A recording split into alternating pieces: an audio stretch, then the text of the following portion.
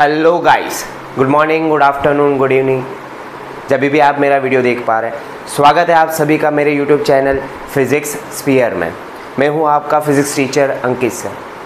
तो अब तक हम लोग ने जो कवर किया है टॉपिक के अंदर, क्या कवर किया है? रोटेशनल डायनामिक्स हम लोग स्टार्ट कर चुके हैं, बराबर। रोटेशनल डायनामिक्स में सबसे पहला पार्ट सर्कुलर मोशन कंप्लीट हो चुका है। अगर आपको सर्कुलर मोशन की फुल डिटेल्स महाराष्ट्र बोर्ड के हिसाब से चाहिए तो आप सर्च बार में डाल सकते हैं रोटेशनल डायनामिक्स बाय अंकित सर। पूरा एक प्लेलिस्ट मिल जाएगा आपको, जिसमें सर्कुलर मोशन का भी सारे टॉपिक्स इन डिटेल कवर किए गए हैं थियोरेटिकल। ठीक है, आज का गोल आप देख पा रहे हैं बोर्ड के ऊपर। आज का गोल क्या है? देखो, today's goal mass moment of inertia, बहुत ही इंपॉर्टेंट टॉपिक है।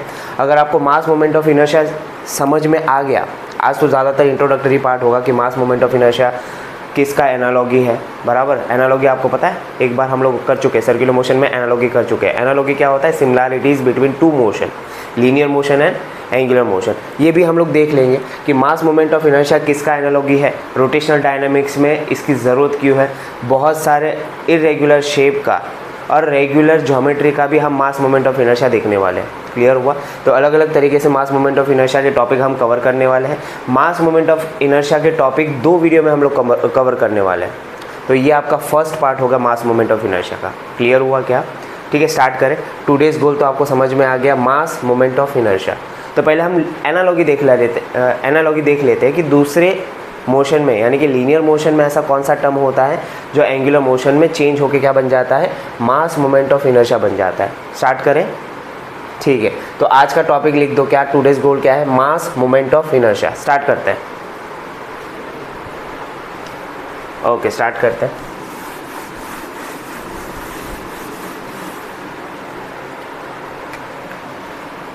हेडिंग लगा देंगे, analogy between linear motion and angular motion. Linear motion and angular motion, इनके बीच में एनालॉगी देखनी है।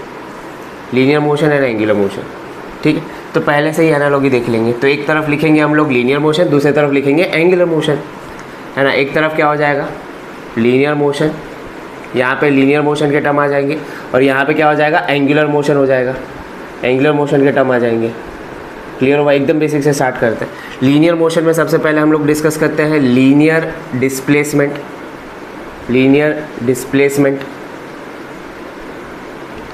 जिसको हम एस से डिनोट करते हैं। एंगुलर मोशन में हम डिस्कस करते हैं एंगुलर डिस्प्लेसमेंट, एंगुलर डिस्प्लेसमेंट जिसको हम थीटा से डिनोट करते हैं। और दोनों के बीच में हमें रिलेशन भी पता है। दोनों के बीच में रिलेशन क्या आता है? S = r theta. ये हम लोग ने देखा भी है, ठीक है, प्रीवियस लेक्चर्स में देखे हुए हैं। नेक्स्ट हम लोग डिस्कस करते हैं लीनियर वेलोसिटी। लीनियर वेलोसिटी जिसको हम v से डिनोट करते हैं। एंगुलर मोशन में हम डिस्कस करते हैं एंगुलर वेलोसिटी, एंगुलर वेलोसिटी जिसको हम ओमेगा से डिनोट करते हैं। इनके बीच में भी रिलेशन देखा हुआ है, v = r ओमेगा, ठीक है ना। फिर यहाँ पे थर्ड टर्म आता है linear acceleration. Linear acceleration discuss करते हैं, ये होता है a से डिनोट करते हैं। यहाँ पे हम डिस्कस करते हैं एंगुलर मोशन में एंगुलर एक्सेलरेशन डिस्कस करते हैं, जिसको हम अल्फ़ा से डिनोट करते हैं। इनके बीच में भी रिलेशन है, a = r अल्फ़ा, ठीक है ना। यहाँ पे टेंजेंशियल एक्सेलरेशन आता है, टू बी प्रिसाइज, बराबर ना। ये मैंने प्रूव भी किया था, at = r अल्फ़ा। फिर यहाँ पे आता है फोर्स। लीनियर मोशन में क्या कंसिडर करते हैं? फोर्स कंसिडर करते हैं, जिसको डिनोट करते हैं F से। यहाँ पे हम डिस्कस करते हैं डायनामिक्स के अंदर टॉर्क। प्रीवियस लेक्चर में टॉर्क के बारे में डिटेल्ड बात की है, टॉर्क का फॉर्मूला क्या होता है, टॉर्क किस पे डिपेंड करता है, ज़रूर से देखिए, ठीक है। इसका प्रीवियस लेक्चर बहुत ही इंपॉर्टेंट हो गया है टॉर्क, आज हम लोग इसका यूज़ भी कर सकते हैं। क्लियर हुआ? इन दोनों के बीच में भी रिलेशन है, इन दोनों के बीच में रिलेशन प्रीवियस लेक्चर में हो चुका है। Torque = r f sin theta, याद आ रहा है? ये फॉर्मूला हम लोग ने देखा था। फिर ये वेक्टर क्वांटिटी, ये सब कुछ डिस्कस हो चुका है। वेक्टर क्वांटिटी है, डायरेक्शन क्या होता है, वगैरह सारी चीज़ें, ठीक है। यहाँ पे देखो फोर्स का फॉर्मूला क्या होता है, यहाँ पे फोर्स का formula F = mass into acceleration होता है, न्यूटन का सेकंड लॉ, बराबर ना। यहाँ पे देखो क्या होता है, torque is equal to, force का टॉर्क होता है आई अल्फा, है ना। फोर्स का टॉर्क हो गया, लीनियर एक्सेलरेशन का एंगुलर एक्सेलरेशन हो गया। यहाँ पे देखो मास दिख रहा है, यहाँ पे मास के जगह पे यहाँ पे क्या हो गया, मास मोमेंट ऑफ इनर्शिया आ गया। इसका मतलब समझ रहे हो, इसका मतलब ये है कि लीनियर मोशन में हम मास कंसिडर करते हैं और एंगुलर मोशन में मास का एनालॉगी क्या हो जाता है, मास मोमेंट ऑफ इनर्शिया हो जाता है। मतलब यहाँ पे क्या हो गया, m का मतलब मास ऑफ ऑब्जेक्ट हो गया, जो भी शेप का दिया हुआ है। यहाँ पे I, इसी का एनालॉगी यहाँ पे क्या होता है, मास मोमेंट ऑफ इनर्शिया हो गया, मास मोमेंट ऑफ इनर्शिया। क्लियर हुआ। तो लीनियर मोशन में मास होता है, एंगुलर मोशन में मास मोमेंट ऑफ इनर्शिया हो गया। अब मास क्या होता है ये तो हमको पता ही है, हमें क्या निकालना है, मास मोमेंट ऑफ इनर्शिया के बारे में देखना है अपने को। क्या देखना है, मास मोमेंट ऑफ इनर्शिया के बारे में। तो ये ओवरऑल एनालॉगी हम लोग ने देख लिया लीनियर मोशन और एंगुलर मोशन के बीच में। क्लियर हुआ, क्या समझ में आया, और उनके बीच में रिलेशन भी हम लोग को समझ में आ गया। क्लियर, जल्दी से छाप दो, जल्दी से छापो। हो गया, पॉज करके लिखो, खुद के नोट्स बनाया करो, खुद के शॉर्ट नोट्स भी बनाया करो। क्लियर हुआ, ओके। चलो मैं रफ कर रहा हूँ। अब हम लोग स्टार्ट करेंगे मास मोमेंट ऑफ इनर्शिया के बारे में। तो मास मोमेंट ऑफ इनर्शिया क्या होता है, mass moment of inertia depend करता है मास के डिस्ट्रीब्यूशन पे। किस पे डिपेंड करता है, मास के डिस्ट्रीब्यूशन से। लिख देते हैं, हेडिंग लगाएंगे, मास मोमेंट ऑफ इनर्शिया, डिनोट करेंगे कैपिटल I से। ठीक है, क्या हो गया, it depends on mass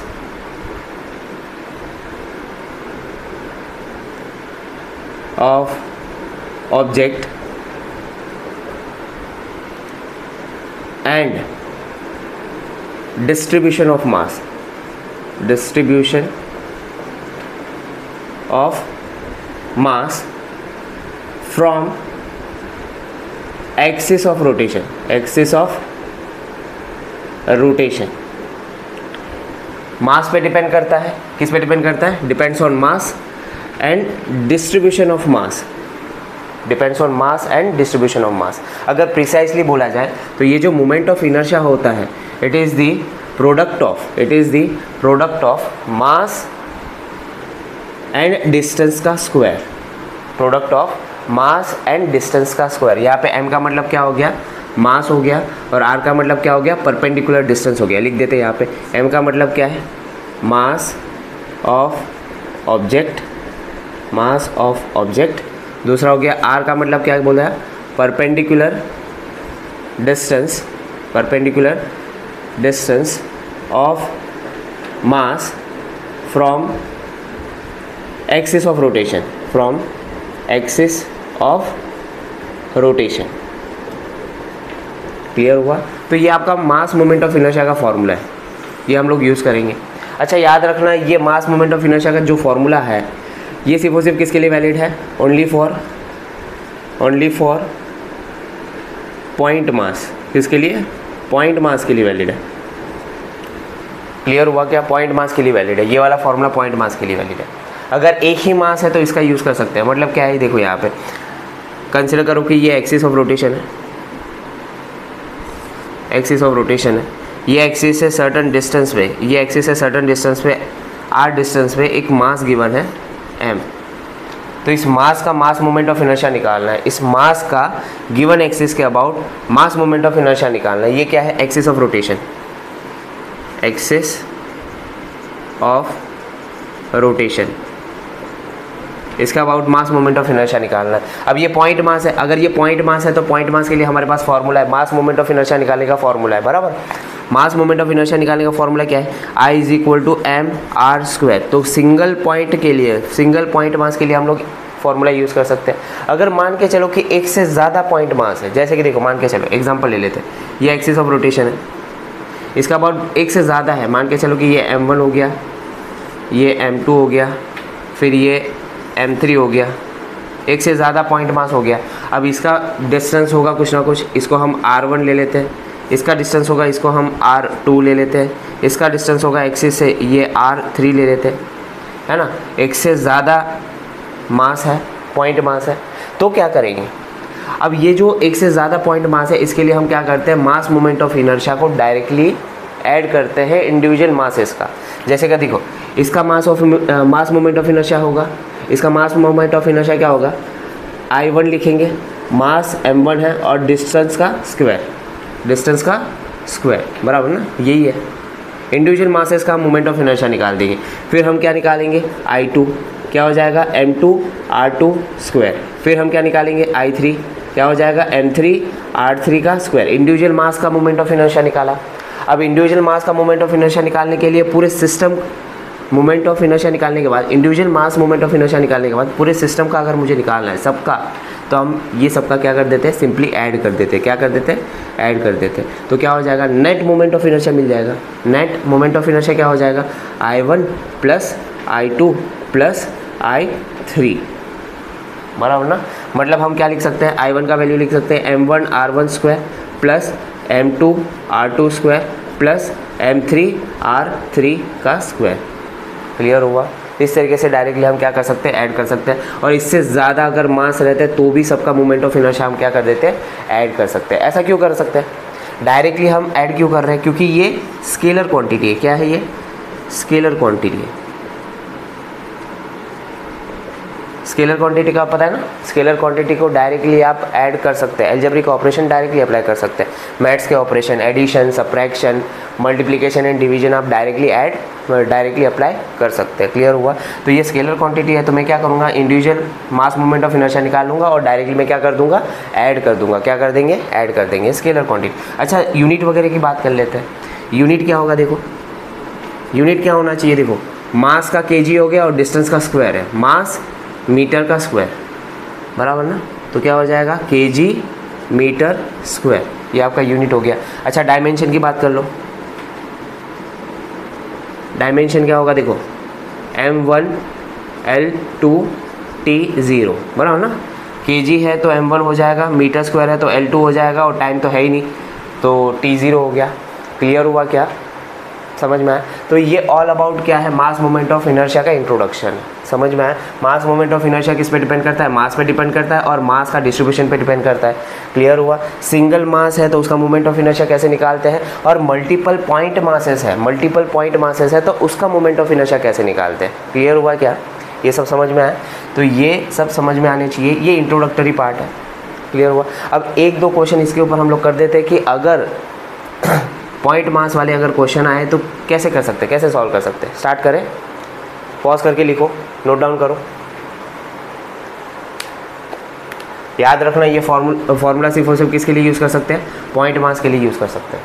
clear है, ठीक है, रफ कर रहा हूँ, ओके ठीक।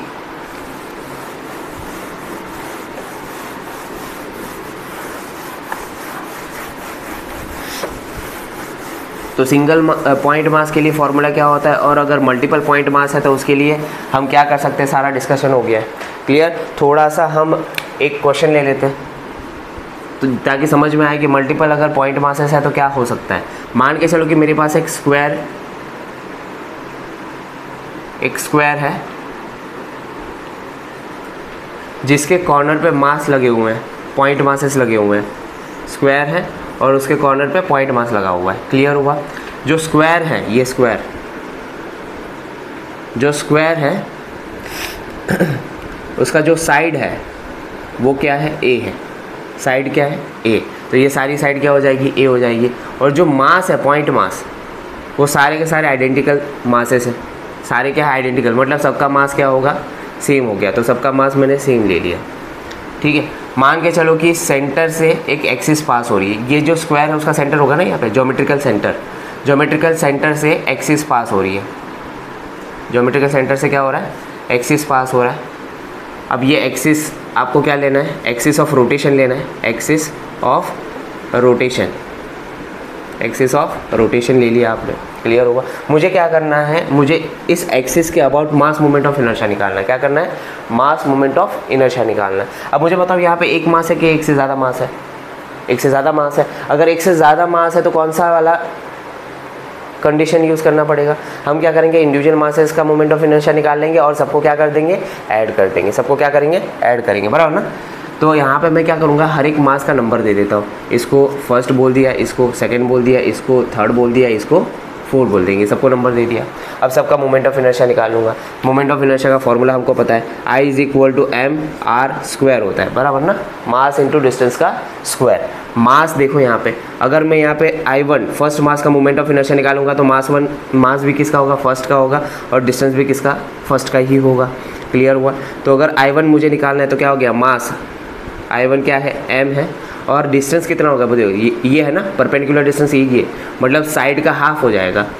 टोटल साइड क्या है, a, उसका हाफ करेंगे तो ये क्या हो जाएगा, a/2 हो जाएगा। मेरे ख्याल से ये भी क्या हो जाएगा, a/2 हो जाएगा। मेरे ख्याल से ये भी क्या हो जाएगा, a/2 ही होगा ना भाई। ये एक्सिस से डिस्टेंस देखो ना, ये एक्सिस से डिस्टेंस हम देखेंगे a/2 ही होगा। यहाँ पे भी एक्सिस से डिस्टेंस कितना हो गया, a/2 ही होगा। अरे समझ में आ रहा है, थोड़ा ज्योमेट्रिकल पार्ट है ये, ज्योमेट्री तो समझ में इतना सिंपल ज्योमेट्री है, ये सिंपल ज्योमेट्री तो समझ में आनी चाहिए। एक्सिस से डिस्टेंस कितना हो गया, ये साइड का हाफ हो जाएगा ना, क्योंकि ये कहाँ से, ये एक्सिस कहाँ से पास हो रही है, सेंटर से पास हो रही है। अगर ये एक्सिस सेंटर से पास हो रही है तो साइड को हाफ में डिवाइड कर देगी, क्लियर हुआ, ये समझ में आया। तो यहाँ पे डिस्टेंस जो है उसका स्क्वायर, डिस्टेंस कितना है, a² हो जाएगा और डिवाइड बाई 4 हो जाएगा, तो I1 आ गया। मुझे बताओ सबका मास भी सेम है, आइडेंटिकल मासेस है, और सबका एक्सिस से डिस्टेंस भी सेम है। अगर मास भी सेम है और एक्सिस से डिस्टेंस भी सेम है तो मेरे ख्याल से मास मोमेंट ऑफ इनर्शिया भी सेम आना चाहिए। अरे क्योंकि मास मोमेंट ऑफ इनर्शिया मास पे और डिस्टेंस पे डिपेंड है, मास सेम डिस्टेंस भी सेम, तो मोमेंट ऑफ इनर्शिया भी सेम होना चाहिए। भाई साहब हाँ ना बोल यार, बोलते जा।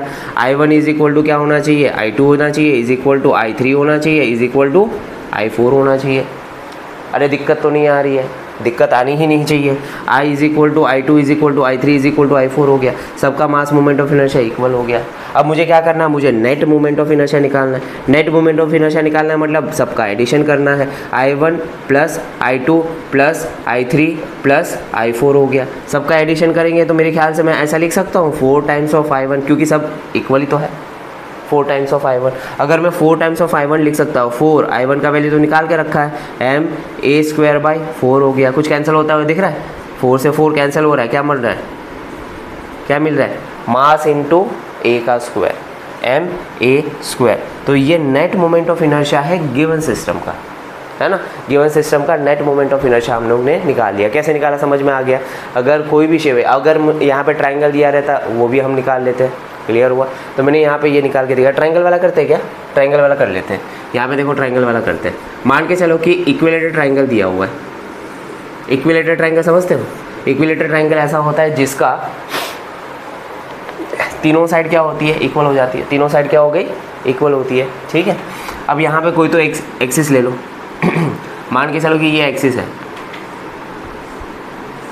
ये वर्टिकल एक्सिस है, एक्सिस ऑफ रोटेशन ले लिया मैंने, एक्सिस ऑफ रोटेशन ले लिया।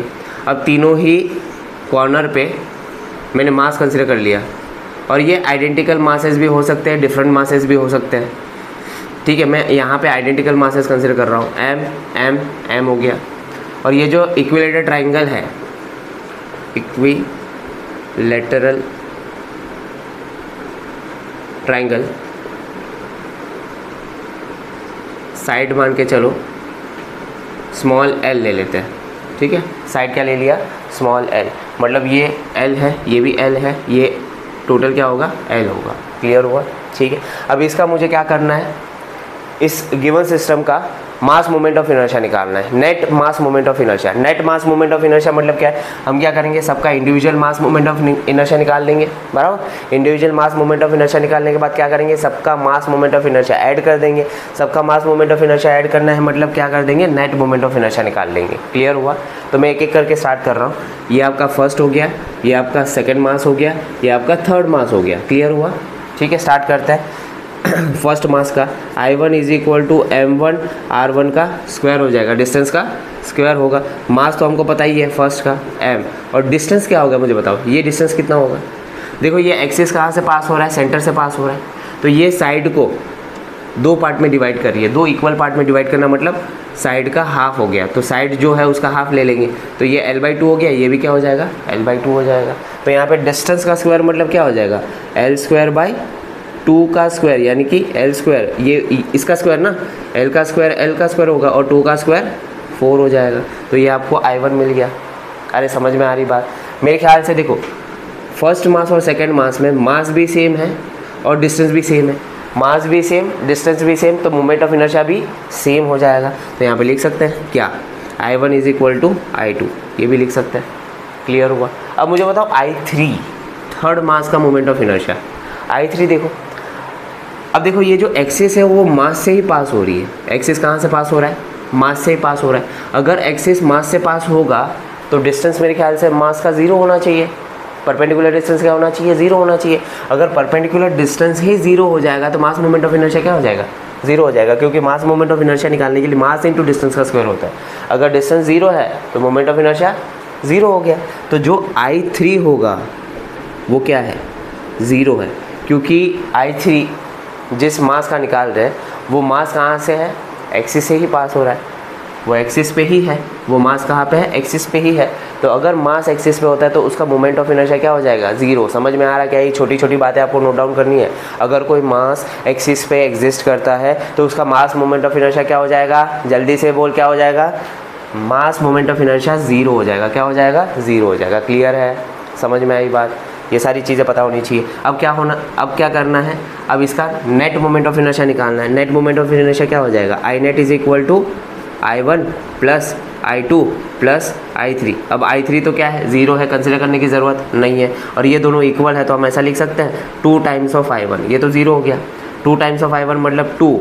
I1 का वैल्यू कितना है, ML²/4। 2 से 4 गया, 2 बचेगा, क्या बचेगा, ML²/2 बचेगा। तो ये नेट मोमेंट ऑफ इनर्शिया आपने निकाल दिया, गिवन सिस्टम का नेट मोमेंट ऑफ इनर्शिया निकाल दिया। तो इस तरीके से हम पॉइंट मासेस का मोमेंट ऑफ इनर्शिया निकाल सकते हैं। अगर मल्टीपल पॉइंट मासेस गिवन है तो कैसे निकालते हैं, हमको क्लियर हो गया, समझ में आई बात, ठीक है ना। ओके, जल्दी से छाप दो, जल्दी से लिखो। लिख दिया क्या, क्लियर है ना। ओके, मैं रफ कर रहा हूँ।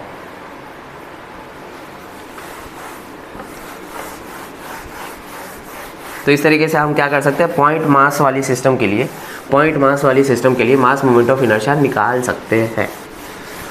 अगर मान के चलो कि अगर पॉइंट मास गिवन नहीं है और दूसरी कोई तो शेप गिवन है, रॉड हो गया, रिंग हो गया, डिस्क है, स्फीयर है ना। अगर इस तरीके के रेगुलर सिमेट्रिकल शेप आपको दे दिए जाए तो उसका मास मोमेंट ऑफ इनर्शिया कैसे निकालेंगे, उसका भी तरीका है।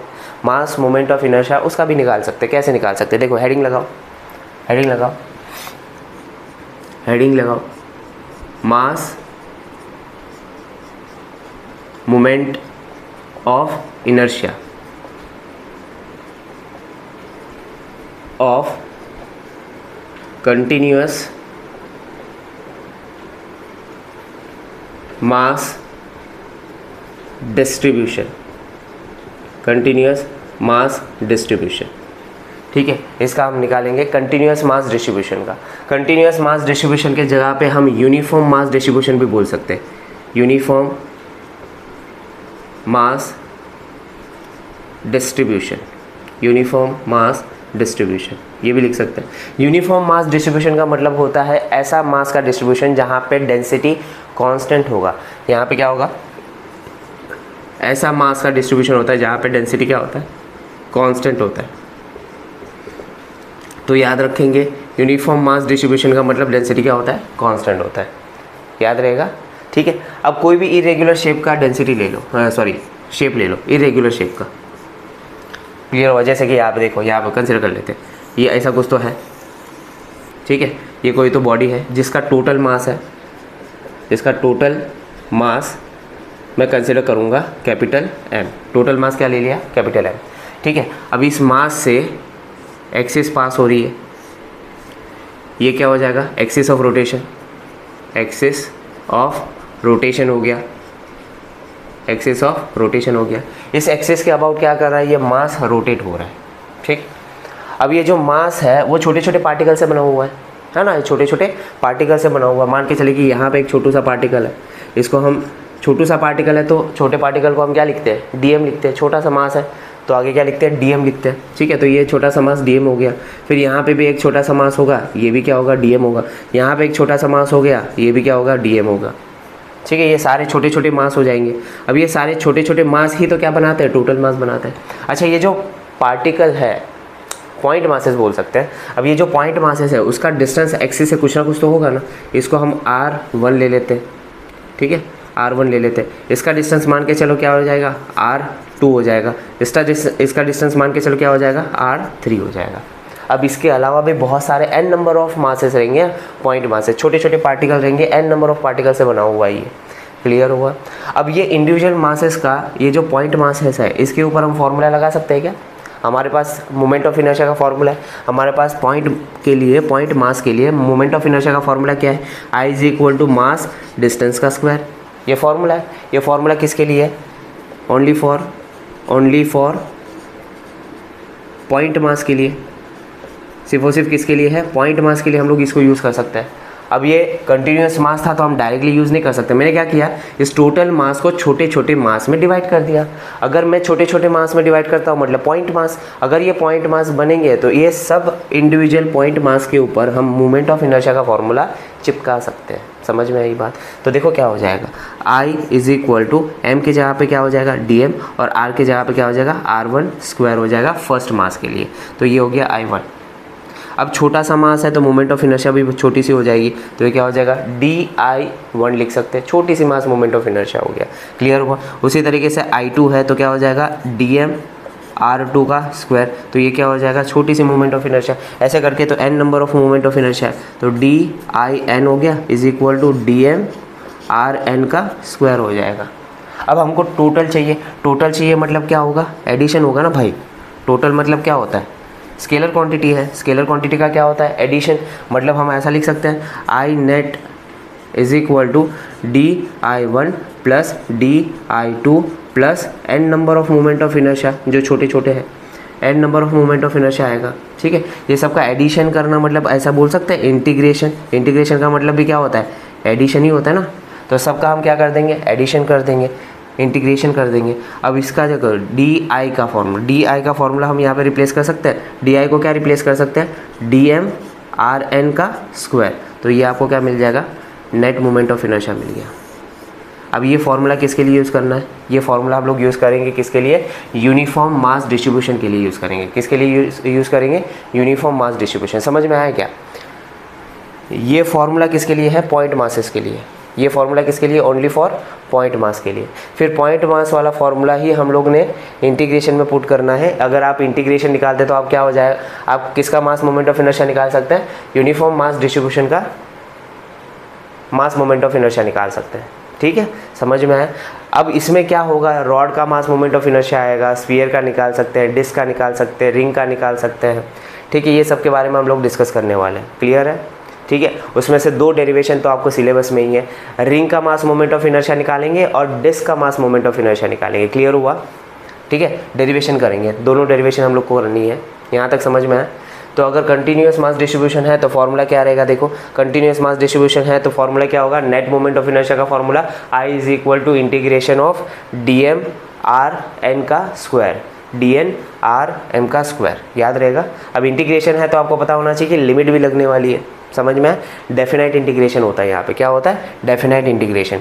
ठीक है, यहाँ पे नंबर ऑफ मासेस का लिमिट लगेगा या फिर डिस्टेंस का लिमिट लगेगा, किसी का भी लिमिट लग सकता है। जैसे हम लोग डेरिवेशन में करेंगे तो हम लोग को समझ में आएगा। इसका मतलब क्या है कि इसमें मास मोमेंट ऑफ इनर्शिया में आपको इंटीग्रेशन आना चाहिए। इंटीग्रेशन तो हर एक चैप्टर में लगेगा, इंटीग्रेशन और डिफरेंशिएशन आपको आना ही चाहिए। बेसिक मैथ्स में 11th का सेकंड चैप्टर आपको पता होना चाहिए। 11th का सेकंड चैप्टर में यही तो पढ़ाया था, इंटीग्रेशन एंड डिफरेंशिएशन। बहुत ज़्यादा इंपॉर्टेंट होता है, बहुत ही ज़्यादा इंपॉर्टेंट होता है। क्लियर है, स्टार्ट करेंगे। ठीक है। अब यहाँ पे और एक अनाउंसमेंट मैं कर देता हूँ, और एक अनाउंसमेंट ये है कि हमने अपने चैनल पे स्टार्ट किया था 12th के चैप्टर से, बराबर। अब धीरे धीरे करके आपको इस चैनल के ऊपर 11th के चैप्टर भी आते हुए दिखेंगे, एक एक करके वीडियोस आपको अपलोड होते हुए दिखेंगे, और 11th के जो बेसिक चैप्टर्स हैं वो मैं कवर करने की कोशिश करूँगा, ताकि आपका 12th में नुकसान ना हो, बराबर। मतलब क्या है, आपका 11th भी चलेगा जो आपको बेसिक रिक्वायर्ड है, दूसरा 12th भी आपका चलेगा जो आपको बोर्ड की रिक्वायरमेंट के फुलफ़िल करेगा। समझ में आई बात? जल्दी से नोट डाउन करो। हो गया क्या? अरे यार बताते भी नहीं है तुम लोग यार, बताया करो, फिर बिना मतलब का वीडियो लंबा हो जाता है। वीडियो लंबा होता है तो तुम लोग को वो होता है कि सर बहुत ज़्यादा डिटेल में पढ़ा देते हैं, इतना रिक्वायरमेंट नहीं है।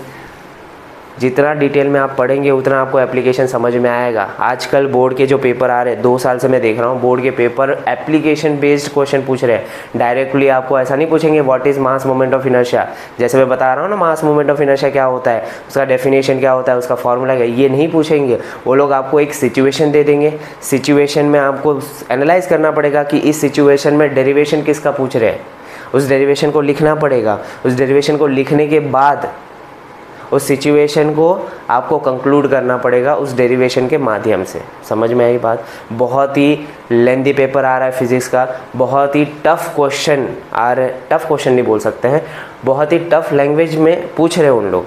टफ़ क्वेश्चन नहीं आ रहा है, लेंदी पेपर आ रहा है, ये मैं मान रहा हूँ। लेंदी पेपर तो आ रहा है, लेंदी पेपर आ रहा है मतलब क्या है कि जितना क्वेश्चन आपको दिए जाते हैं उसमें टाइम कम पड़ रहा है, मतलब लिखना ज़्यादा है, मार्क्स कम दे रहे हैं उन लोग। क्लियर हुआ? और पहली बात तो क्वेश्चन समझने में इतना टाइम लग जाता है कि बच्चे उधर ही ख़त्म। क्लियर हुआ? तो एकदम इजी है। अब पेपर कैसे आने वाला है, हम लोग PYQ भी हम लोग सॉल्व करने वाले हैं, वो सारी चीज़ें हम लोग डिस्कस करेंगे इसी चैनल पे। क्लियर हुआ? स्टार्ट करें। यूनिफॉर्म मास डिस्ट्रीब्यूशन का स्टार्ट करें। हमको 2 डेरिवेशन डिस्कस करनी है, एक है रिंग के लिए, दूसरा है डिस्क के लिए। ठीक है, तो हम लोग रिंग से स्टार्ट करते हैं। ठीक है, तो हेडिंग लगा देंगे, हेडिंग लगा देंगे मास moment of inertia for ring. Ring के लिए डिस्कस करें। रिंग पता है ना क्या होता है? रिंग क्या होता है पता है ना? ऐसी चीज़ होती है, ऐसी ज्योमेट्री होती है जिसका पूरा मास कहाँ पे होता है? सर्कमफरेंस पे होता है। क्या होता है? सर्कमफरेंस में। मतलब देखो यहाँ पे अगर ज्योमेट्री देखेंगे तो ये क्या हो गया आपका? रिंग हो गया। ये आपका क्या हो जाएगा? सेंटर। इसको हम क्या बोल देंगे? O बोल देंगे। ठीक है, सेंटर हो गया। अब पूरा का पूरा मास कहाँ पे होगा? पूरा का पूरा मास यहाँ पे सर्कमफरेंस पे। ये पूरा बीच में खाली रहेगा, ये पूरा क्या रहेगा? खाली रहेगा। ये क्या है? आपका रिंग है। ठीक है, जिसका मास हम क्या लेंगे? कैपिटल M, और रेडियस का यहाँ पे लिख देता हूँ। ये तो रिंग है जिसमें मास हम कंसिडर करने वाले हैं, मास कंसिडर करेंगे कैपिटल M, और रेडियस हम कंसिडर करेंगे, रेडियस कंसिडर करने वाले कैपिटल R। इस रिंग का रेडियस क्या हो जाएगा? कैपिटल R हो जाएगा। समझ में आ रही बात? एक एक करके चीज़ें समझने की कोशिश करेंगे। अब क्या करना? मास मोमेंट ऑफ इनर्शिया निकालना है। अब मास मोमेंट ऑफ इनर्शिया जो हमारे पास फॉर्मूला है, हमारे पास जो फॉर्मूला है क्या है? I = mr²। क्या ये लगा सकते हैं क्या? नहीं। ये फॉर्मूला किसके लिए है? ये फॉर्मूला सिर्फ और सिर्फ किसके लिए है? पॉइंट मासेस के लिए है, तो आप अप्लाई नहीं कर सकते। तो हमारे पास दूसरा फॉर्मूला है क्या? हाँ, हमारे पास दूसरा फॉर्मूला है। हमारे पास दूसरा फॉर्मूला क्या है? नेट मोमेंट ऑफ इनर्शिया निकाल सकते हैं, जिसमें इंटीग्रेशन वाला फॉर्मूला याद आ रहा है क्या? अरे अभी तो किया, गजनी है क्या? भूलना नहीं है। dm/r², ये वाला फॉर्मूला याद आ रहा है? dm/r(n²), इंटीग्रेशन ऑफ dm/r(n²), ये वाला फॉर्मूला यूज़ करेंगे। ठीक है, हम क्या करेंगे? टोटल मास को छोटे छोटे मास में डिवाइड कर देंगे, फिर उसका इंटीग्रेशन कर देंगे। देखो ये टोटल मास है, इसको छोटे छोटे मास में डिवाइड करना मतलब यहाँ पे एक छोटा सा मास काट देंगे। ये मास कौन सा होगा? dm मास होगा। अच्छा, इसका एक्सिस से डिस्टेंस, इसका एक्सिस से डिस्टेंस कितना होगा? एक्सिस से डिस्टेंस हम रेडियस के बराबर ही तो लेंगे। क्लियर हुआ? आपका एक्सिस ऑफ रोटेशन कहाँ पे समझ में आया? एक्सिस ऑफ रोटेशन कहाँ पे? सेंटर पे। एक्सिस ऑफ रोटेशन कहाँ पे? सेंटर पे। इसको भी लिखना है क्या? यहाँ पे लिख देते हैं। ठीक है, आइडियल केस कंसिडर कर रहे हैं, आइडियल केस यहाँ पे लिख देते हैं। Axis of rotation, axis of rotation passes from center and perpendicular to plane of ring। इसका मतलब समझ रहे हो? इसका मतलब जिस प्लेन में आपका रिंग है, जिस प्लेन में आपका रिंग है, कौन सी प्लेन में है, बोर्ड की प्लेन में है ना, वर्टिकल प्लेन में, जिस प्लेन में आपका रिंग है उसे परपेंडिकुलर प्लेन में आपको क्या करना है, एक्सिस रखना है। और एक्सिस कहाँ से पास रखना है, पास करना है सेंटर से पास करना है। तो सेंटर आपका यहाँ पे, और प्लेन से परपेंडिकुलर मतलब ये मार्कर देख रहे हो, ये मार्कर को ही मान के चलो कि आपका एक्सिस है। तो इस एक्सिस से डिस्टेंस कितना हो जाएगा, ये एक्सिस से डिस्टेंस हो गया आपका r, ठीक है। फिर यहाँ पे भी एक छोटा सा मास होगा जिसको हम dm बोलेंगे। फिर यहाँ पे डिस्टेंस कितना हो जाएगा, यहाँ पे डिस्टेंस r हो गया। फिर यहाँ पे भी डिस्टेंस हो गया, यहाँ पे भी छोटा सा मास रहेंगे, ये dm हो जाएगा, इसका डिस्टेंस कितना हो गया, r हो गया। यहाँ पे भी छोटा सा मास रहेगा जिसको हम क्या बोल देंगे, dm बोलेंगे, और यहाँ पे भी डिस्टेंस क्या हो गया, r हो गया। क्लियर हुआ। अब ये सबका मास मोमेंट ऑफ इनर्शिया ले लो। क्लियर, ठीक है। यहाँ पे रिप्लेस कर सकते क्या हो जाएगा, I net is equal to integration dm वैसा ही है, और डिस्टेंस के जहाँ पे क्या आएगा, r का स्क्वायर होगा, रेडियस का स्क्वायर। अरे सही है, क्लियर हुआ क्या। अच्छा देखो यहाँ पे r का मतलब क्या है, रेडियस। रिंग में रेडियस तो कांस्टेंट ही होता है, अगर रेडियस कांस्टेंट है तो कांस्टेंट बाहर आ जाएगा, बराबर ना। तो क्या हो जाएगा, देखो I net is equal to radius बाहर आ गया, r स्क्वायर, अंदर क्या बचा, इंटीग्रेशन ऑफ dm बचा। इंटीग्रेशन ऑफ dm मतलब समझते हो, इंटीग्रेशन ऑफ dm मतलब क्या है, छोटे छोटे पॉइंट मासेस का एडिशन। छोटे छोटे पॉइंट मासेस का एडिशन मतलब देखो dm का सबका एडिशन करते जाएंगे तो टोटल मास बन जाएगा ना, रिंग का टोटल मास हो गया। अब ये टोटल मास मतलब यहाँ पे क्या लिख सकते हैं, टोटल मास हम कैपिटल M लिख सकते हैं क्या, लिखो फिर। तो क्या हो जाएगा, I net is equal to m integration of dm मतलब क्या हो जाएगा, total mass m into r square. तो ये जो फॉर्मूला निकल के आ रहा है, ये फॉर्मूला किसके लिए है, रिंग के लिए। किसके लिए है, रिंग के लिए। उसमें भी कंडीशन देखो, रिंग के लिए तो है ही, उसमें भी कंडीशन देखो, एक्सिस कहाँ से पास होनी चाहिए, सेंटर से पास होनी चाहिए, एंड एक्सिस क्या होनी चाहिए, perpendicular to plane of ring होनी चाहिए। अरे समझ में आया क्या। कभी भी याद रखना, अगर आपने एक्सिस ऑफ रोटेशन का पोजीशन चेंज किया ना, अगर एक्सिस ऑफ रोटेशन का पोजीशन चेंज किया ना, तो आपका ये जो फॉर्मूला है ना मास मोमेंट ऑफ इनर्शिया का, ये चेंज हो जाएगा। स्टार्टिंग में मैंने बताया था मास मोमेंट ऑफ इनर्शिया किस पे डिपेंड करता है, डिस्ट्रीब्यूशन ऑफ मास पे about axis of rotation. Axis of rotation के अबाउट मास का डिस्ट्रीब्यूशन जो होता है उस पर डिपेंड करता है। अगर उस पर डिपेंड करता है मतलब क्या है, एक्सिस का पोजीशन चेंज करने पे, एक्सिस को चेंज करने पे मास मोमेंट ऑफ इनर्शिया चेंज हो जाता है। क्लियर है क्या, समझ में आ रही बात, एकदम क्लियर हो गया आपको, ठीक है। तो ये आपका हो गया मास moment of inertia for ring. Ideal case consider किया है जो आपके टेक्स्ट बुक में दिया हुआ है। यहाँ तक समझ में आया, क्लियर है। जल्दी से छाप दो फटाक से। क्या तेरे को मेरी हैंडराइटिंग समझ में आ रही है, क्या तुझे मेरी लैंग्वेज समझ में आ रही है। अरे यस और नो, समझ में आ रही है तो कमेंट बॉक्स में ज़रूर से लिखिए हाँ सर समझ में आ रहा है। क्लियर, ठीक है। स्टार्ट करें, सेकेंड स्टार्ट करते हैं। ये रिंग का हो गया, अभी किसका डिस्कस करेंगे, डिस्क का डिस्कस करते हैं। डिस्क का मास मोमेंट ऑफ इनर्शिया जो होता है ना, डिस्क का मास मोमेंट ऑफ इनर्शिया वो किस पे डिपेंड करेगा, रिंग पे डिपेंड करेगा। देखेंगे, देखो डेरिवेशन करेंगे तो समझ में आएगा। यहाँ तक क्लियर, ठीक है। चलो स्टार्ट करते हैं डिस्क का।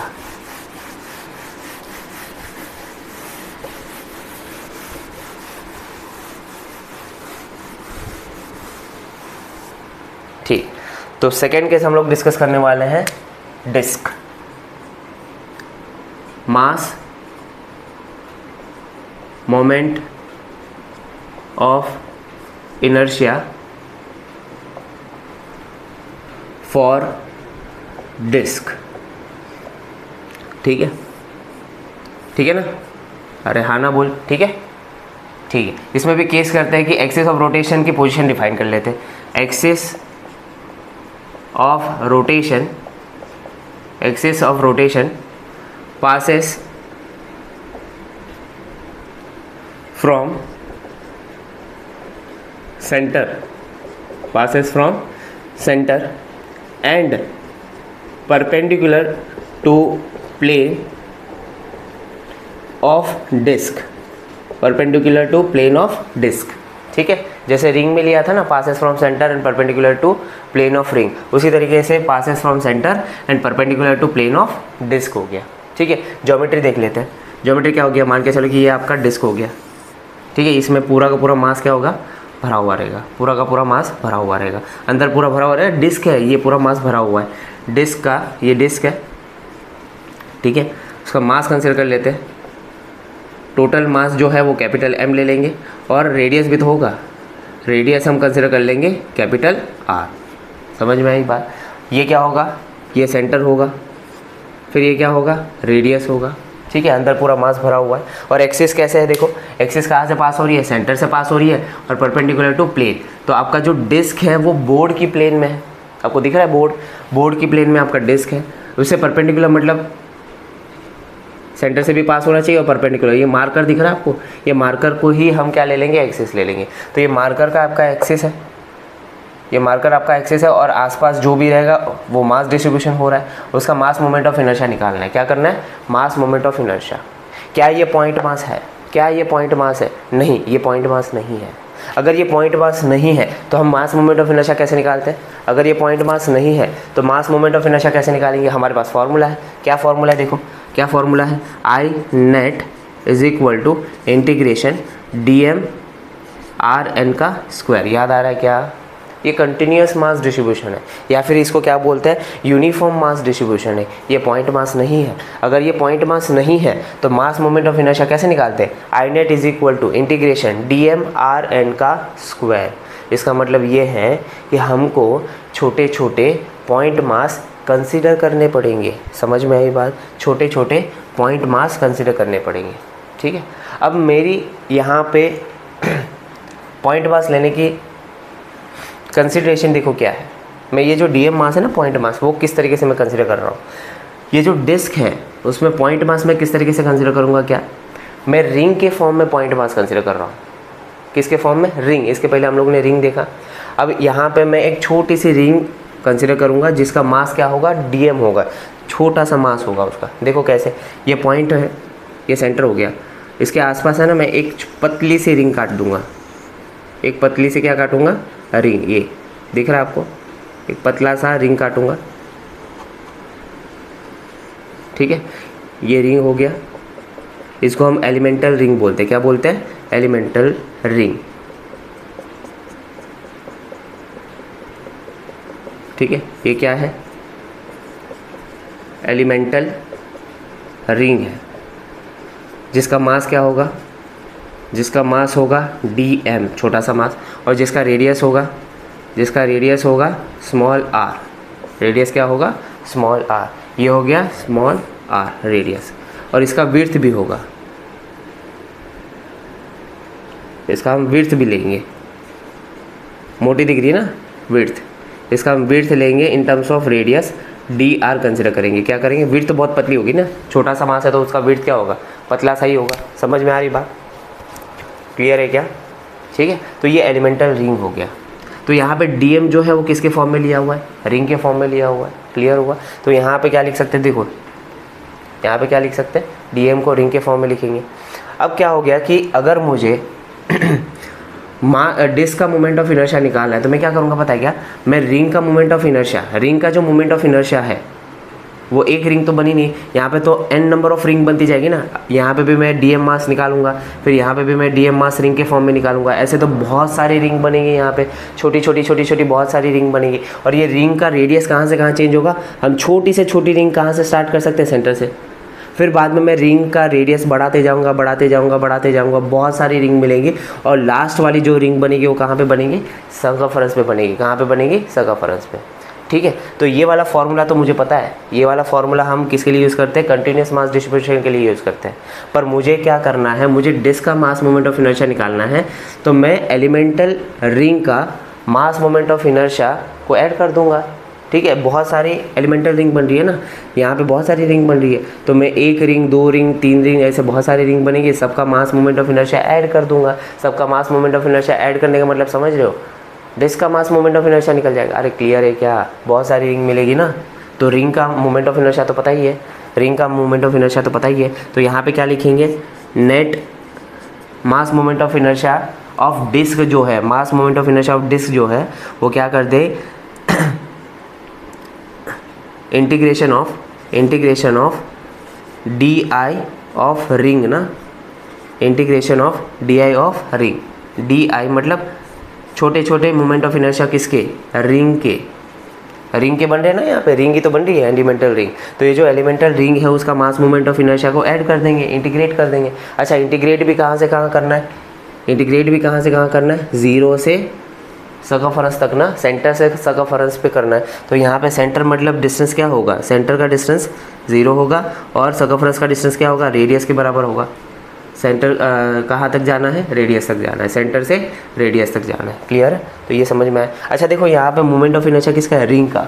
और रिंग का मोमेंट ऑफ इनर्शिया तो हम लोग करके आए हैं, प्रीवियसली करके रखा है ना, ठीक है। तो यहाँ पे डायरेक्टली फॉर्मूला चिपका देंगे तो क्या हो जाएगा, I net is equal to integration, formula क्या था, मास इंटू रेडियस का स्क्वायर, याद आ रहा है। अब यहाँ पे रिंग का मास क्या है, एलिमेंटल रिंग का मास क्या है, dm है, और रेडियस क्या है, रेडियस क्या है, r है, उसका स्क्वायर, रेडियस का स्क्वायर।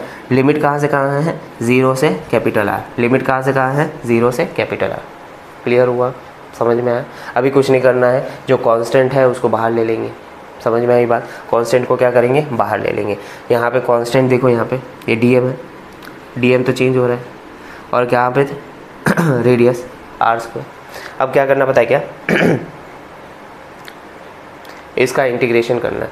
इसका इंटीग्रेशन करना कैसे करेंगे, देखो I net is equal to D को भी हमें क्या करना पड़ेगा, रिप्लेस करना पड़ेगा। डी मास है ना, रिप्लेस करेंगे। डी मास कैसे रिप्लेस करेंगे, डी मास को कैसे रिप्लेस करेंगे, हमें एक टर्म पता है, एक टर्म पता है, linear mass density, linear mass density, जिसको लैम्डा से डिनोट करते हैं। और इसका फॉर्मूला जो होता है वो होता है मास अपॉन लेंथ। क्या फॉर्मूला होता है, मास अपॉन लेंथ। तो अगर मैं टोटल मास कंसीडर करता हूँ कैपिटल R, तो डिवाइड में क्या हो जाएगा, लेंथ हो जाएगा। अब यहाँ पे लेंथ देखो क्या हो जाएगा, इस डिस्क का लेंथ। क्लियर हुआ, समझ में आई क्या बात, क्लियर। तो उसका यूज़ करने वाले हम लोग, ठीक है, लीनियर मास डिस्ट्रीब्यूशन का यूज़ करेंगे। यहाँ तक समझ में आया, यहाँ तक क्लियर हुआ क्या। अब मास मोमेंट ऑफ इनर्शिया निकालेंगे, क्लियर। अब यहाँ पे क्या हो जाएगा, देखो ये मास का इंटीग्रेशन करना मतलब टोटल मास हो जाएगा, समझ में आई बात, अरे क्लियर है क्या। फिर इसका r का स्क्वायर कर देंगे, r का स्क्वायर कर देंगे, क्या हो जाएगा, r मतलब ये r का वैल्यू कहाँ से कहाँ चेंज हो रहा है, 0 से r। तो अगर आप इसका इंटीग्रेशन करेंगे, अगर आप इसका इंटीग्रेशन करेंगे तो नेट मोमेंट ऑफ इनर्शिया क्या आएगा, नेट मोमेंट ऑफ इनर्शिया आएगा, पूरे डिस्क का मोमेंट ऑफ इनर्शिया आता है mr²/2। क्या आता है, mr²/2। क्लियर है। तो net moment of inertia disc का कितना आ रहा है, किसके लिए है, डिस्क के लिए। मोमेंट ऑफ इनर्शिया क्या आ रहा है, mr²/2 आ रहा है। अच्छा थोड़ा सा इसके पहले वाला आपको याद आना चाहिए, रिंग का। रिंग का क्या आ रहा था, ये तो डिस्क का है ना, ये किसका है, डिस्क का। रिंग का भी हमको पता है, रिंग का क्या है, net moment of inertia ring के लिए mr² आ रहा था, ये किसके लिए है, रिंग के लिए, ठीक है। रिंग का मोमेंट ऑफ इनर्शिया ज़्यादा होता है कि डिस्क का ज़्यादा है, थोड़ा कंपेयर करो। अगर रिंग और डिस्क का मास सेम रखा है, रेडियस सेम रखा है, तो मोमेंट ऑफ इनर्शिया रिंग का ज़्यादा होगा एज़ कम्पेयर टू डिस्क का। रीज़न देखो क्या है, इसका रीज़न ये है कि ये जो डिस्क में मास है, वो जो टोटल मास है वो अंदर भी तो डिस्ट्रीब्यूटेड है, अंदर भी है ना, ये जो मास दिया हुआ है डिस्क का वो अंदर भी तो है। रिंग में क्या होगा कि पूरा का पूरा मास कहाँ पे है, एक्सिस से बहुत दूर है, एक्सिस से बहुत दूर है। और आपको ये भी पता होना चाहिए कि मास मोमेंट ऑफ इनर्शिया जो है डिस्ट्रीब्यूशन ऑफ मास पे डिपेंड करता है। जितना ज़्यादा डिस्टेंस पे डिस्ट्रीब्यूशन होता है, जितना डिस्टेंस ज़्यादा होगा उसका मास मोमेंट ऑफ इनर्शिया भी ज़्यादा होगा। तो रिंग में जो मास होता है ना, रिंग में जो मास होता है उसका डिस्ट्रीब्यूशन एक्सिस से बहुत दूर रखा हुआ है, ठीक है, एक्सिस से बहुत दूर रखा हुआ है, इसके लिए उसका मोमेंट ऑफ इनर्शिया ज़्यादा आ रहा है। और डिस्क में जो है, जो मास है वो रिंग से दूर भी है और नज़दीक भी है, पूरा भरा हुआ है ना, ये पूरा भरा हुआ है। अगर ये भरा हुआ है तो एक्सिस से दूर भी जाता हुआ मास दिखेगा और एक्सिस से नज़दीक भी दिखेगा। तो ओवरऑल मास जो है वो डिस्ट्रीब्यूशन ऑफ मास जो है वो कम है, नज़दीक है, एक्सिस से नज़दीक है, तो उसका मोमेंट ऑफ इनर्शिया भी क्या हो जाएगा, कम हो जाएगा। यहाँ तक समझ में आया, यहाँ तक क्लियर है क्या। तो ये आपका डिस्क का भी हो गया, सेकेंड वाला पार्ट भी हो गया। दो ही पार्ट थे, mass moment of inertia of ring, mass moment of inertia of disc. दोनों पार्ट हम लोग ने कंप्लीट कर दिए, याद रखेंगे, दोनों का फॉर्मूला याद रखेंगे। इसका डेरिवेशन कोई पूछता नहीं है, पहली बात, इन दोनों का डेरिवेशन अभी तक एक भी बार आया नहीं है, टेंशन मत लो, ठीक है। रिंग का और डिस्क का दोनों का आया नहीं है, आपको क्या करना है, फॉर्मूला को रटना है। डिस्क का क्या होता है, रिंग का क्या होता है, यहाँ तक क्लियर है, ठीक है। ठीक है चलो, अब दिक्कत क्या आ रही है, देखो दिक्कत ये है कि ये जो फॉर्मूला होता है ना मास मोमेंट ऑफ इनर्शिया का, ये थियोरेटिकल फार्मूला है। ये क्या है? थियोरेटिकल फार्मूला है। अब ये फार्मूला का ये दिक्कत है कि ये फार्मूला सिर्फ इंटीग्रेबल ज्योमेट्रिकल सिमेट्रिकल ऑब्जेक्ट के लिए ही वैलिड है। सिमेट्रिकल ऑब्जेक्ट होते हैं, ज्योमेट्रिकली सिमेट्रिकल ऑब्जेक्ट होते हैं ना, उसके लिए ही ये वैलिड है ये फार्मूला, ठीक है। किसी भी mass distribution, irregular mass distribution के लिए ये फार्मूला अप्लाई नहीं कर सकते। तो अगर हम एक्सपेरिमेंटली देखा जाए, प्रैक्टिकली हम लोग को देखना है, तो बहुत सारी जटिल सिस्टम्स होती हैं, बहुत ऐसी चीज़ें डिज़ाइन की जाती है जिसमें मास हमेशा सिमेट्रिकली नहीं होता है, सिमेट्रिकली डिस्ट्रीब्यूटेड नहीं होता है, तो हमें उसका भी मोमेंट ऑफ इनर्शिया निकालना होता है, बराबर ना। तो सिमेट्रिकल सिस्टम नहीं है और उसका भी मास मोमेंट ऑफ इनर्शिया निकालना है, तो क्या होगा, हमारे पास एक टर्म है रेडियस ऑफ गायरेशन करके। क्या टर्म है? Radius of gyration. उसके लिए हमें थोड़ा सा एक्सपेरिमेंटली सोचना पड़ेगा, ठीक है, प्रैक्टिकली सोचना पड़ेगा। ये लिख के हो गया, छाप दो फटाक से, छाप दिया, ठीक है। स्टार्ट करते हैं। तो नेक्स्ट हेडिंग लगाओ और इसके ऊपर क्वेश्चन भी आ जाते हैं 2-2 मार्क्स के, ठीक है। नेक्स्ट हेडिंग लगाएंगे radius of gyration. Next heading लगाओ रेडियस ऑफ गायरेशन। हेडिंग लगाएंगे रेडियस ऑफ गायरेशन, जिसको हम कैपिटल के से डिनोट करते हैं, रेडियस ऑफ गायरेशन। इसकी ज़रूरत क्यों पड़ गई? हमारे पास मास मोमेंट ऑफ इनर्शिया तो पहले से ही था। इसकी ज़रूरत इसीलिए पड़ी क्योंकि हमारे पास जो मास मोमेंट ऑफ इनर्शिया का फॉर्मूला है वो किसके लिए वैलिड है? ज्योमेट्रिकल शेप के लिए है। जो रेगुलर ज्योमेट्रिकल शेप होता है ना, जिसका हम इंटीग्रेशन कर सकते हैं, जैसे कि रॉड हो गया, रिंग हो गया, डिस्क हो गया, स्फीयर हो गया, सिलेंडर हो गया, जो रेगुलर शेप होते हैं उसके लिए हम लोग मास मोमेंट ऑफ इनर्शिया निकाल सकते हैं थ्योरेटिकली, बराबर। अब यही शेप बार बार हम लोग हर चीज़ में यूज़ करेंगे ऐसा ज़रूरी तो है नहीं। हर बार एक्सिस से सिमेट्रिकली मास डिस्ट्रीब्यूशन होगा वो भी ज़रूरी नहीं है। तो उसके लिए हम प्रैक्टिकली क्या सोचते हैं? प्रैक्टिकली हम रेडियस ऑफ गायरेशन सोचते हैं, रेडियस ऑफ गायरेशन। सेम ये जो रेडियस ऑफ गायरेशन है ये भी किस पे डिपेंड करता है? डिस्ट्रीब्यूशन ऑफ मास पे डिपेंड करता है एक्सिस से। अब ये एक्सिस का पोजीशन कहाँ पे होगा और मास सिमेट्रिकली डिस्ट्रीब्यूटेड है कि नहीं है, उससे कोई लेना देना नहीं है। ये फॉर्मूला आप कहीं पे भी यूज़ कर सकते हैं। क्लियर हुआ? रेडियस ऑफ गायरेशन के टर्म में अगर मोमेंट ऑफ इनर्शिया प्रैक्टिकली देखना है तो फॉर्मूला क्या आ जाता है? फॉर्मूला आता है I = mk²। थोड़ा सा चेंज होता हुआ दिख रहा है। पॉइंट मास के फॉर्मूला में क्या था? फॉर्मूला में क्या था? I = mr² था, याद आ रहा है? mr², ठीक है, डिस्टेंस का स्क्वायर होता था। यहाँ पे डिस्टेंस के जगह पे क्या आया? रेडियस ऑफ गायरेशन आया। रेडियस ऑफ गायरेशन का फॉर्मूला क्या हो जाएगा? देखो यहाँ से रेडियस ऑफ गायरेशन क्या लिख सकते हैं? रेडियस ऑफ गायरेशन हो गया k = I/m, अंडर रूट ना, स्क्वायर था ना इसका, तो अंडर रूट में क्या हो जाएगा? √I/m। समझ में आई बात? तो ये फॉर्मूला हो जाएगा I/m। अच्छा, यहाँ से यूनिट वगैरह की बातें कर सकते हैं हम लोग, है ना, यूनिट वगैरह की बातें कर सकते हैं। क्लियर हुआ? यूनिट वगैरह का बात क्या होगा? देखो रेडियस ऑफ गायरेशन है, यूनिट तो पता ही होगा, रेडियस का क्या होगा? रेडियस का यूनिट क्या होता है? मीटर होता है। डायमेंशन वगैरह के इसमें क्या ही कर लेंगे, डायमेंशन अगर निकालना है तो डायमेंशन भी निकाल सकते हैं। डायमेंशन क्या हो गया? L1 हो गया, बराबर ना, L1 हो जाएगा। क्लियर है? ये स्केलर क्वांटिटी, ये वेक्टर क्वांटिटी है, स्केलर क्वांटिटी है, ये क्या है? Scalar quantity. ये सारी डिस्कस करनी है। अब इम्पॉर्टेंट डिस्कशन ये है कि हमें जो रेगुलर ज्योमेट्रिकल सिस्टम्स दी है, ज्योमेट्रिकल सिस्टम भी बोल सकते हैं या फिर रेगुलर ज्योमेट्रिकल शेप, डिस्क और रिंग हो गया, ठीक है, उसका मोमेंट ऑफ इनर्शिया का फॉर्मूला पता है, ठीक है, उनका मोमेंट ऑफ इनर्शिया का फॉर्मूला है। मुझे क्या करना है? मुझे रेगुलर शेप का रेडियस ऑफ गायरेशन निकालना है, ठीक है। ये भी इंपॉर्टेंट है, आपको क्वेश्चन आ चुका है एक बार, ठीक है। आपको रेगुलर शेप का रेडियस ऑफ गायरेशन निकालना, कैसे निकालेंगे? हमारे पास फॉर्मूला तो पता ही है, रेडियस ऑफ गायरेशन का फॉर्मूला आ गया और मास मोमेंट ऑफ इनर्शिया का रेडियस ऑफ गायरेशन के टर्म में भी फॉर्मूला आ गया, ठीक है, ये तो हमको पता है। अब हम क्या करने वाले हैं? अब हम ये करने वाले हैं कि रेडियस ऑफ गायरेशन निकालेंगे रेगुलर शेप का, डिस्क का हो गया, रिंग का हो गया। उसमें से डिस्क और रिंग तो आपके बुक में भी डिस्कस किया है, तो हम उसी को डिस्कस कर लेते हैं, ठीक है। तो हम पहले डिस्कस करते हैं, केस 1 में हम डिस्कस करेंगे। केस 1 में हम क्या डिस्कस कर रहे हैं? रेडियस ऑफ गायरेशन,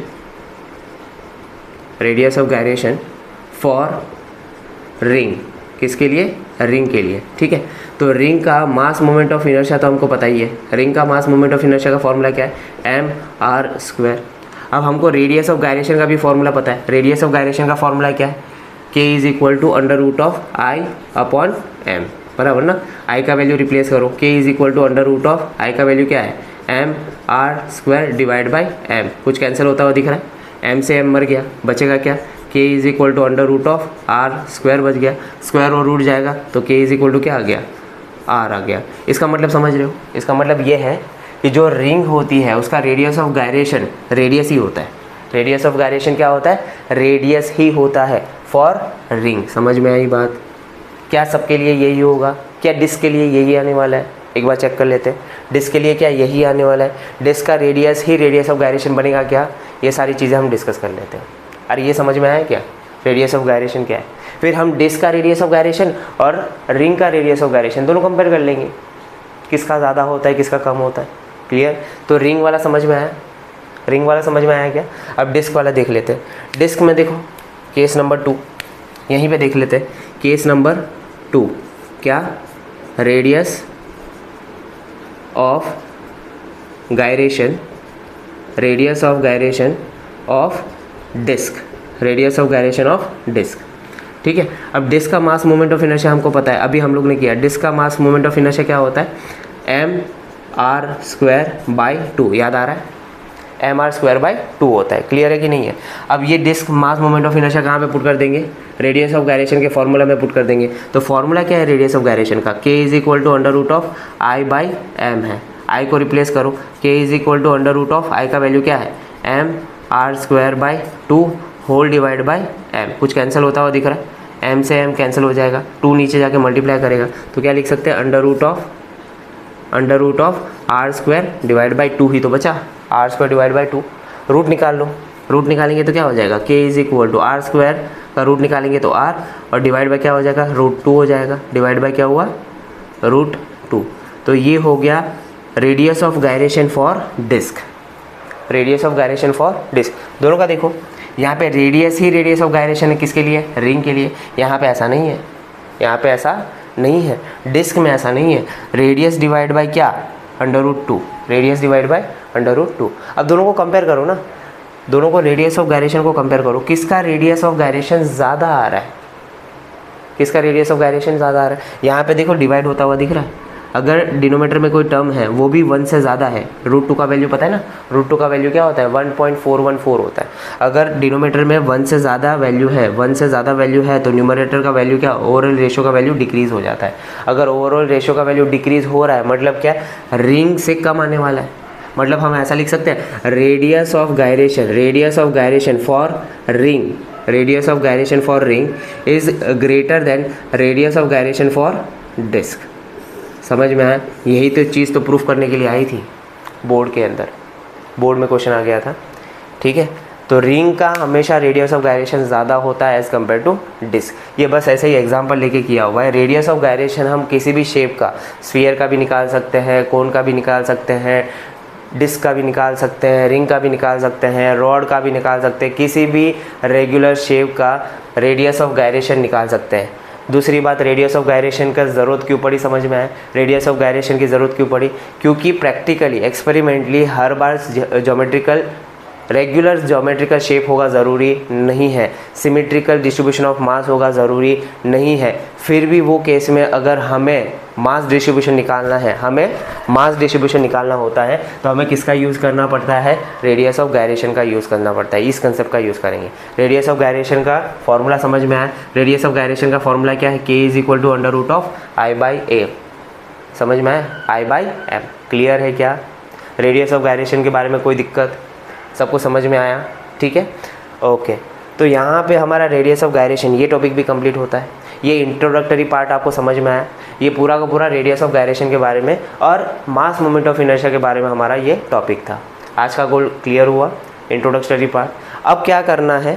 अब हर बार रेगुलर शेप की बात करेंगे। हर बार रेगुलर शेप में एक्सिस सेंटर से पास होगा ज़रूरी है क्या? हर बार ज़रूरी नहीं है। एक्सिस का पोजीशन चेंज कर सकते हैं। अगर एक्सिस का पोजीशन चेंज करेंगे तो मास मोमेंट ऑफ इनर्शिया कैसे निकाल सकते हैं?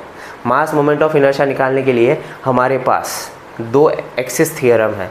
एक होता है पैरेलल एक्सिस थ्योरम, दूसरा होता है परपेंडिकुलर एक्सिस थ्योरम। ये दोनों ही हमें डिस्कस करने हैं। ये दोनों हम नेक्स्ट वीडियो में कंसिडर करेंगे। ठीक है, यहाँ पे इतना काफ़ी हो गया। नेक्स्ट वीडियो में क्या आने वाला है आपको अभी से समझ में आ गया। नेक्स्ट वीडियो बहुत ज़्यादा इंपॉर्टेंट होगा, पहले बता रहा हूँ।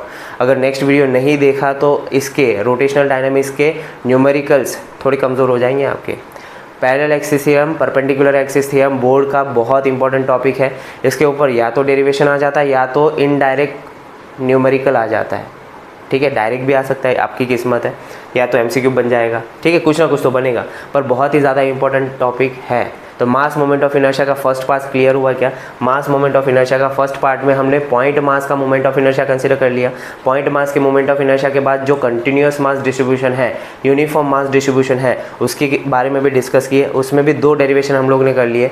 फर्स्ट क्या था? रिंग का था, और सेकेंड क्या था? डिस्क का क्या था। आपको डेरिवेशन याद रखने की ज़रूरत फ़िलहाल के लिए नहीं है, एक भी बार पूछा नहीं है, फिर भी मैंने बता दिया आपको। क्लियर है क्या?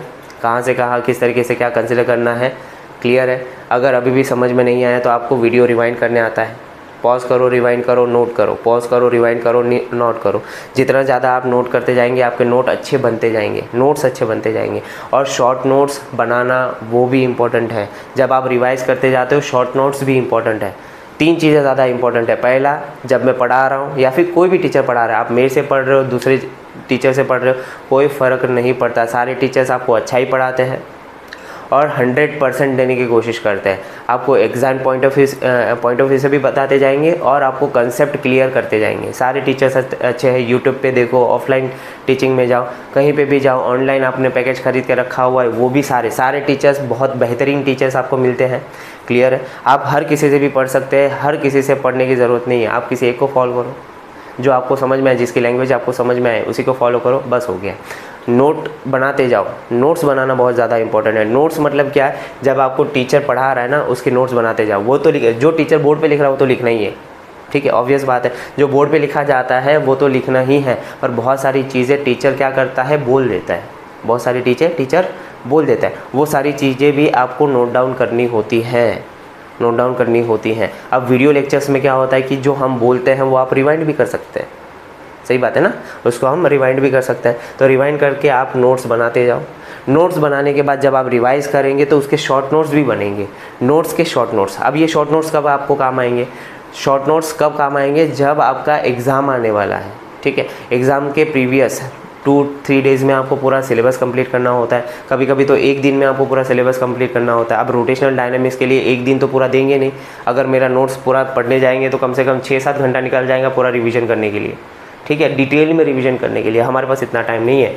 हर एक चैप्टर के लिए हाफ एन आवर का नोट्स बनाओ। हाफ एन आवर का मतलब क्या है? ऐसा नोट्स बनाओ जो हाफ आवर में कंप्लीट हो जाए, उससे भी कम में कंप्लीट हो जाए, बेहतरीन है। मैक्सिमम कितना जाना चाहिए? हाफ एन आवर जाना चाहिए। उससे बड़ी शॉर्ट नोट्स बनाने की ज़रूरत नहीं है, पर शॉर्ट नोट्स इंपॉर्टेंट है। तीसरी चीज़ मैं बता रहा हूँ, तीसरी चीज़ है फॉर्मूला लिस्ट। फार्मूला लिस्ट बहुत ही ज़्यादा इंपॉर्टेंट होती है। फार्मूला लिस्ट इसीलिए इंपॉर्टेंट हो जाएगी क्योंकि फिजिक्स में सबसे ज़्यादा क्या आने वाले हैं? थियरी आने वाली है कि न्यूमेरिकल आने वाला है? न्यूमेरिकल आने वाला है भाई। न्यूमेरिकल ज़्यादा आने वाला है तो सबसे पहले क्या लगने वाला है? सबसे पहले आपको फार्मूला लगने वाला है। अगर आपको फार्मूला नहीं आता है, अगर आपने फार्मूला नहीं रटा है, अगर आपको फार्मूला का बैकग्राउंड नहीं पता है तो भाई साहब न्यूमेरिकल टच ही नहीं कर सकते आप। पहली बात तो समझ में ही नहीं आएगा आपको न्यूमेरिकल। बस इतना ही समझ में आएगा कि भाई ये रोटेशनल डायनामिक्स का न्यूमेरिकल है। हाँ, इतना ही समझ में आएगा कि ये ऑसिलेशन का न्यूमेरिकल है। हाँ, बस इतना ही समझ में आएगा कि ये थर्मोडायनेमिक का न्यूमेरिकल है। बस उतना ही समझ में आएगा, उसके अंदर का कुछ नहीं है। समझ में आई बात? तो फार्मूला लिस्ट बहुत ही ज़्यादा इंपॉर्टेंट है। अब मेरे यूट्यूब चैनल पे, यूट्यूब शॉर्ट्स पे मैं अपने फार्मूला लिस्ट अपडेट करते रहूँगा। समझ में आया? अब ये जो फार्मूला लिस्ट है वो यूनिक तरीके के होंगे, बहुत ही यूनिक तरीके के रहेंगे। मतलब सिंगल पेज के अंदर एक चैप्टर का पूरा का फार्मूला शीट बन के रेडी हो जाएगा। वो भी यूनिक तरीके से, आपको समझ में भी नहीं आएगा कि यार ये इतना भी इजी हो सकता है करके। क्लियर है? वो मैं यूट्यूब शॉर्ट्स पे उसका क्या करूँगा, आपको दिखा दूँगा। क्लियर? आपको बना के दिखा दूंगा। क्लियर है? यहाँ तक समझ में आया? सब समझ में आया? ठीक है, तो यहाँ पे विदाई लेते हैं। हंसते रहिए, पढ़ाई करते रहिए। All the very best.